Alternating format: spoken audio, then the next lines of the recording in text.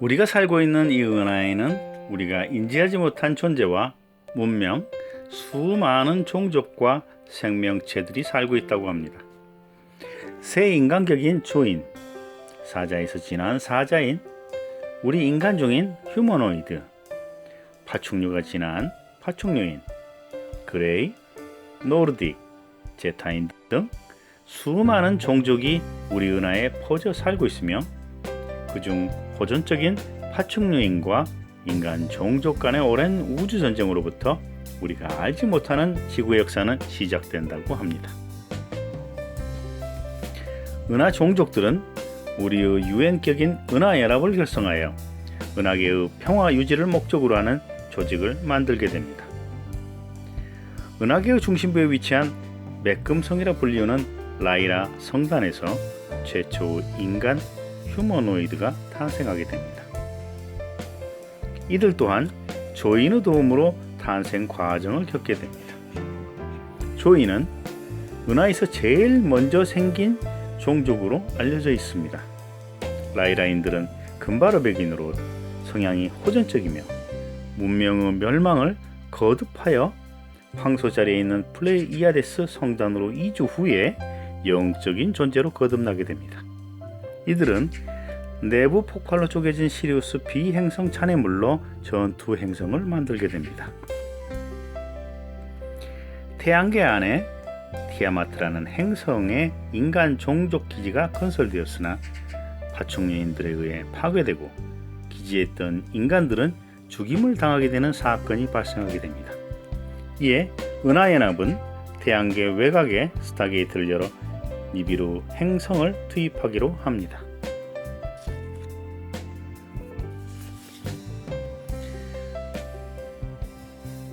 니비루 행성은 지구의 3배에서 4배 정도 크기의 행성을 전투 행성으로 개조하여 표면은 금빛 금속으로 반짝거리며 각 지역에서 모인 종족들은 행성 내부의 각자의 생활 환경에 맞게끔 조성된 인공 자연을 가진 붉은 행성을 말합니다.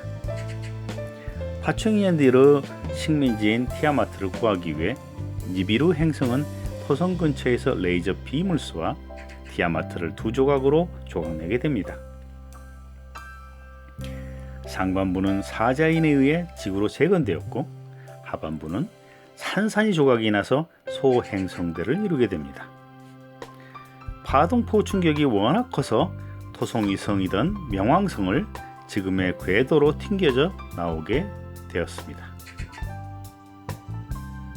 파충류인들은 티아마트와 알른 행성 파괴의 쇼크로부터 회복되자 말데크 행성의 위성을 전투 행성으로 무장하게 됩니다. 재건된 행성 지구에는 동식물이 재이식되었고 200만 년 후에 하이보니아로 불리우는 새로운 인류가 북극 쪽에 정착지를 세우게 됩니다.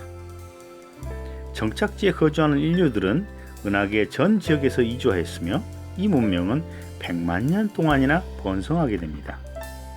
파충류인들은 인간보다 먼저 창조된 자신들의 창조론에 부합하지 않는 일이라고 판단하였습니다.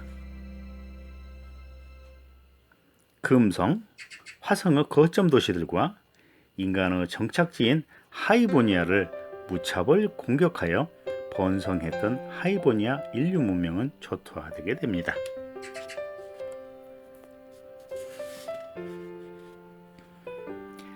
니비루는 말데크를 파괴하여 파충류인들을 태양계에서 소탕하라는 은하연합의 명령을 받게 됩니다. 니비루에서 발사된 레이저 빔 파동포는 말데크 행성의 중심부를 타격하여 행성은 산산조각나고 이 조각들은 티아마트 조각들과 합쳐져 소행성대를 무리를 이루게 됩니다. 금성화성은 더 이상 거주가 불가능한 죽은 별이 되었습니다. 말데크 행성의 파괴는 니비루 행성의 역장을 뒤틀리게 만들었으며 파충류인들의 과도한 원자 무기 사용으로 오염된 우주 공간으로부터 니비루인들을 구할 수 있는 방법으로 금을 찾는 방법뿐이었습니다. 이렇게 해서 금을 찾아 지구로 온 니비루인과 지구인 탄생 신화가 시작됩니다.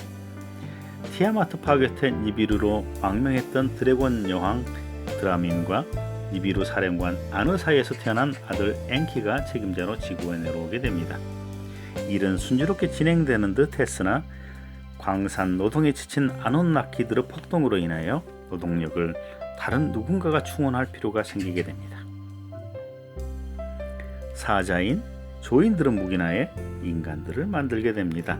그 당시 원시 생활을 하던 갈색 인간이 존재했다고 합니다. 원 지구인과 니비루인의 유전자 조작으로 창조된 인간은 처음에는 생신 능력이 없어 가젤과 같은 동물과 뛰어놀았다고 합니다. 후에 성경에 나오는 구절처럼 어떤 계기로 눈을 뜨게 됩니다. 아마 신들이 성회를 직접 보여주며 교육을 시킨 듯합니다. 지구 지배권과 지구 인간에 대한 애정이 컸던 엔키에 비해 차갑기만한 적장자 엔리르 등장은 이 두 집안의 권력 다툼을 본격 가시화하게 합니다. 이복 형제인 그들은 절대 직접 싸우지 않습니다. 그러나 인간들을 개입시킴으로써 인간 전쟁의 슬픈 역사가 시작되게 됩니다. 니비루인들은 장자 승계 원칙과 친혈족 우선 원칙이 있습니다. 이에 따라 서열이 정해집니다. 본 부인과의 사이에서 나온 아들이라고 하더라도 누나나 여동생 사이에서 나온 아들이 우선합니다. 이 원칙은 지구에 내려온 아는 아들들 사이에도 지켜졌으며 결국 지구인들에게도 전해지게 됩니다. 90만 년 전 지구의 레무리아 문명이 시작됩니다. 지금의 태평양의 절반 크기에 해당하는 거대한 대륙은 우리는 뮤라고 부릅니다. 레무리아인들은 고도 문명을 이룩하였으며 건축술과 항해술에 능하였고 여성적 성향에 영적으로 발달한 문명이었습니다. 아틀란티스 제국은 뮤 제국에서 45만 전에 분리된 문명으로 남성적 성향의 물질 문명을 우선하였다고 합니다. 위치는 대서양의 아조레스, 버뮤다, 바하마 제도 등의 섬 위치일 거라고 추측하고 있습니다. 이들은 레무리아에 대한 열등의식이 강하여 레무리아를 멸망시키고 유일한 지배자가 되겠다는 야망이 있었습니다. 니브리인 일부가 이들을 부추겼다고 생각합니다. 그 당시 지구에는 작은 달 2개가 있었습니다. 아틀란티스인들은 우주선을 이용하여 달을 레무리아 대륙 위로 이동시킨 후 빔을 사용하여 달을 파괴하였습니다. 파괴된 조각들은 레무리아 대륙을 덮쳤고 지하 가스층이 붕괴되면서 레무리아 대륙은 바닷속으로 가라앉게 됩니다. 한동안 지구에는 달이 없었습니다. 이유는 알 수 없으나 아틀란티스인들은 지구와 화성 사이를 배회하던 말데크 전투 행성 달을 가져와 지구 주위를 돌게 한 것입니다. 어떤 이들은 지구 에너지 흐름을 조작해 1년에 한 번이던 여성 배란 주기를 한 달에 한 번으로 하여 인간 노예를 많이 태어나도록 한다는 설도 있습니다. 레무리아 딸 제국인 이집트, 리비아, 이오니아와 아틀란티스는 레무리아 붕괴 이후에도 전쟁을 계속 이어가게 됩니다. 아마 이때 지구 곳곳에 사막이 생기지 않았을까 생각합니다.